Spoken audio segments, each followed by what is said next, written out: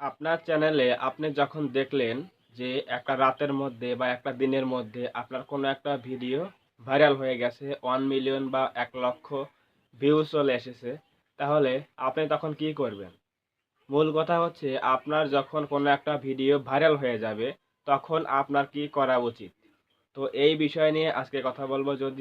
যদি আপনি একজন ইউটিউবার হয়ে থাকেন তাহলে এই ভিডিওটা দেখলে আপনি অবশ্যই কিছু বুঝতে পারবেন। সো অবশ্যই ভিডিওটা প্রথম থেকে শেষ পর্যন্ত কন্টিনিউ করবেন, তাহলে আমি আশা করি আপনার এই ৫-৬ মিনিট সময় লস হবে না, আপনার কোনো একটা কাজে আসবে। আসসালামু আলাইকুম ফ্রেন্ডস, সবাই কেমন আছেন? আশা করি সবাই ভালো আছেন। তো সবাইকে ওয়েলকাম করছি আরো একটা নতুন ভিডিওতে। আজকে এই ভিডিওতে আমি আলোচনা করব যে কোনো একটা ভিডিও ভাইরাল হলে সেই ভিডিওর মধ্যে কি কি দেখার আছে, কি কি আমাদের নোটিস করতে হবে যে এই ভিডিওটা কিভাবে ভাইরাল হয়েছে এবং তখন আমাদের কি করণীয়।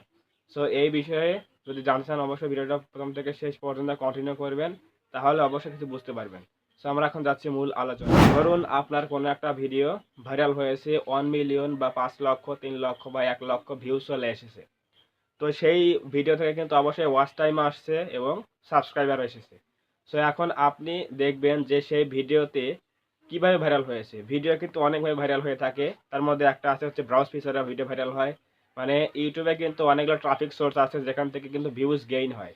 তো তার মধ্যে হচ্ছে নাম্বার 1 ব্রাউজ ফিচার, নাম্বার 2 হচ্ছে সাজেস্টেড ভিডিও, নাম্বার 3 হচ্ছে আপনার ইউটিউব সার্চ এবং ৪ নম্বরে যেটা আছে সেটা হচ্ছে চ্যানেল পেজ।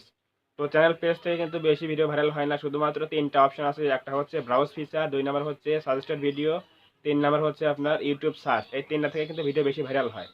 তো তার মধ্যে সবথেকে বেশি যে ভিডিওতে ভাইরাল হয় সেটা হচ্ছে সাজেস্টেড ভিডিও এবং ব্রাউজ ফিচার। সো আপনার যে ভিডিওটা ভাইরাল হবে বা হয়েছে সেটা কিন্তু দেখার জন্য আপনি কিন্তু দেখবেন ওয়াইটি স্টুডিও অ্যাপের মধ্যে গেলে অবশ্যই ভিডিও অ্যানালাইটিক্স গেলে দেখবেন যে আপনার ভিডিওটা কোন বিষয়ে যে ভাইরাল হয়েছে, সাজেস্টেড ভিডিও নাকি আপনার ব্রাউজ ফিচারে অথবা ইউটিউব সার্চে। বিশেষ করে যারা নতুন চ্যানেলগুলো খোলে তাদের কিন্তু সাজেস্টেড ভিডিও অথবা ব্রাউজ ফিচারে কিন্তু সাজেস্টেড ভিডিও অথবা আপনার ইউটিউব সার্চে কিন্তু ভিডিও ভাইরাল হয়। সো আপনাকে কিন্তু দেখতে হবে যে আপনার ভিডিওটা কোন বিষয়ে বা কোন ট্রাফিক সোর্সে ভিডিও ভাইরাল হয়েছে এটা দেখার জন্য কিন্তু আপনাকে এটা লক্ষ্য রাখতে হবে। তাহলে কিন্তু বুঝবেন যে পরবর্তীতে কোনো ভিডিও আপনি আপলোড করলে ওই নিয়মে যদি আপনি ভিডিও আপলোড করেন তাহলে কিন্তু অবশ্যই সেই ভিডিওগুলো ভাইরাল হবে। যেটা আগে ভাইরাল হয়েছিল ওটা দেখলে আপনি কিন্তু বুঝবেন যে এই ভিডিওটা কিন্তু ভাইরাল হওয়ার সম্ভাবনা আছে। আরেকটা কথা সেটা হচ্ছে আমি বারবারই বলি যে একটা চ্যানেলের মধ্যে কিন্তু একই ক্যাটাগরি ভিডিও আপলোড করতে হবে। একই ক্যাটাগরি বলতে আপনি যদি যে কোনো একটা নিশ নিয়ে কাজ করেন, যদি ইউটিউব নিয়ে কাজ করেন তাহলে ইউটিউবে টিপস দিতে হবে শুধুমাত্র, আর কোনো কিছু কাজ করা যাবে না। যদি আপনি ফেসবুক টিপস নিয়ে কাজ করেন একটা চ্যানেলের মধ্যে শুধুমাত্র ফেসবুক নিয়ে কাজ করতে হবে। যদি আপনি অ্যান্ড্রয়েড টিপস নিয়ে কাজ করেন তাহলে কিন্তু আপনাকে অ্যান্ড্রয়েড টিপস নিয়ে কাজ করতে হবে। কারণ হচ্ছে আপনি যদি একটা নিশ বা একটা টপিক নিয়ে কাজ করেন, এক ক্যাটাগরি নিয়ে কাজ করেন তাহলে কিন্তু আপনার চ্যানেলটা কিন্তু খুব দ্রুত র্যাঙ্ক করবে। এখন বলতে পারেন যে ভাই আপনার চ্যানেলের মধ্যে ১০০-১৫০ প্লাস ভিডিও হয়ে গেছে এখনো কিন্তু ভাইরাল হচ্ছে না কেন? এটা কিন্তু কেউ বলতে পারে না যে কখন কোন চ্যানেল ভাইরাল হয়ে যাবে। কারো ১০টা ভিডিওতে ভাইরাল হয়ে যায়, কারো কিন্তু ৫০০ ভিডিওতে ভাইরাল হয় না। এটা হচ্ছে পরের কথা। আর ২য় নাম্বার যেটা বললাম সেটা হচ্ছে চ্যানেলের মধ্যে ক্যাটাগরি যদি আপনি এক রাখেন, টপিক যদি আপনি এক রাখেন তাহলে লাভটাকে আমি বুঝিয়ে দিচ্ছি। সেটা হচ্ছে মনে করেন আপনার কোনো একটা video how to gain YouTube subscriber, এই টপিকে একটা আপনি ভিডিও তৈরি করেছেন, সেই ভিডিওটা কিন্তু ভাইরাল হয়ে গেছে।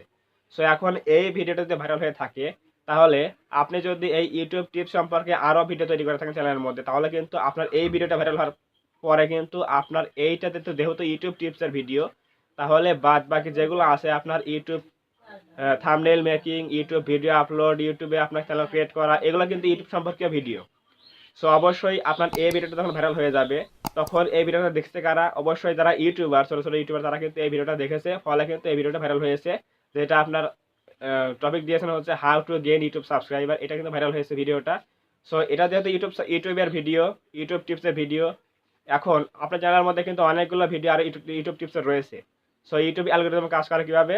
আপনার যে ভিডিওটা বেশি ভিউজ হবে সেই ভিডিওটা কিন্তু ও বিভিন্ন ইমপ্রেশন দেয়, বিভিন্ন লোকের কাছে পাঠিয়ে দেয় এবং সেগুলো ভিউজ আসে। যদি পুরোপুরি দেখে কেউ ভিডিওটা তাহলে সেই ভিডিওর দেখার শেষে কিন্তু আপনার অন্যান্য ভিডিওগুলো পিছনে সাজেস্ট করে। মানে হচ্ছে আপনার একটা ভিডিও যদি ভাইরাল হয়ে থাকে তাহলে কিন্তু আপনার চ্যানেলের মধ্যে অন্যান্য ভিডিওগুলো কিন্তু তাদের সামনে কিন্তু শো করানো হবে। মনে করেন আমি একটা ভিডিও দেখলাম, এরপর কিন্তু আমার যে চ্যানেলের ভিডিও দেখলাম সেটা কিন্তু দেখা শেষ। এরপর আমি ইউটিউব থেকে বেরিয়ে চলে গেলাম, পরে আবার ইউটিউব ওপেন করলাম, তারপরে কিন্তু আরেকটা দেখবো যে তারই ভিডিও আমার হোম পেজে শো করতেছে। এটা হচ্ছে ইউটিউব কিন্তু অ্যালগরিদম কাজ করে যে কোনো একটা ভিডিও যদি আমি ফুল ওয়াচ টাইম দেই তাহলে কিন্তু সেই চ্যানেলের ভিডিও আবারও কিন্তু আমার হোম পেজে শো করানো হয়। এটা হচ্ছে ব্রাউজ ফিচারের কাজ করে। সো আমার যদি কোনো একটা ভিডিও ভাইরাল হয়, আপনার কোনো একটা ভিডিও যদি ভাইরাল হয় তাহলে কিন্তু সেই ভিডিও যদি একই ক্যাটাগরি হয়ে থাকে তাহলে সেই ভিডিওটা দেখা শেষ হয়ে গেলে ওই চ্যানেলের মধ্যে আরও কোনো ভিডিও থাকলে সেগুলো কিন্তু শো করানো হয়।